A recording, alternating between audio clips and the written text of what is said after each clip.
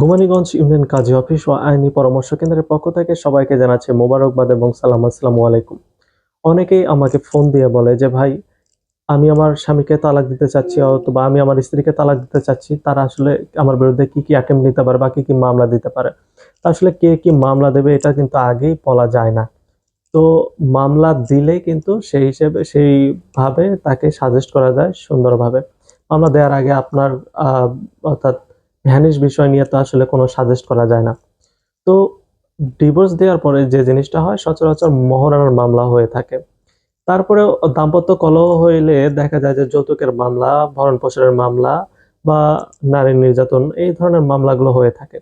তো আসলে মহারানার মামলা ছাড়া অন্যান্য যে মামলাগুলো আছে এই মামলাগুলো কিন্তু সচরাচর তদন্তাধীন অবস্থায় থাকে। অর্থাৎ তদন্ত হওয়ার পরে কিন্তু আপনার বিরুদ্ধে একটা চার্জ গঠন হবে।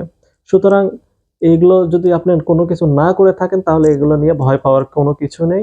যদি মামলা হয়ে থাকে সেই ক্ষেত্রে আপনার নিকটস্থ কোনো আইনজীবীর সাথে আপনি যোগাযোগ করতে পারেন। এই ক্ষেত্রে বিচলিত হওয়ার কোনো কিছু নেই। এই মামলাগুলো সচরাচর সিআর মামলা হিসেবে আদালতে রুজু হয়ে থাকে। এগুলো যে হলে আপনাকে ধরে নিয়ে যাবে এই বিষয়গুলো মাথায় কখনো নিয়ে আসবেন না। বরং মাথা ঠান্ডা রেখে বিষয়গুলো হ্যান্ডেল করবেন, তাহলে দেখবেন সুন্দরভাবে যেকোনো জিনিসের একটা সুন্দর সলিউশন আপনি পেয়ে যাবেন। আশা করি বিষয়টি বুঝতে পেরেছেন।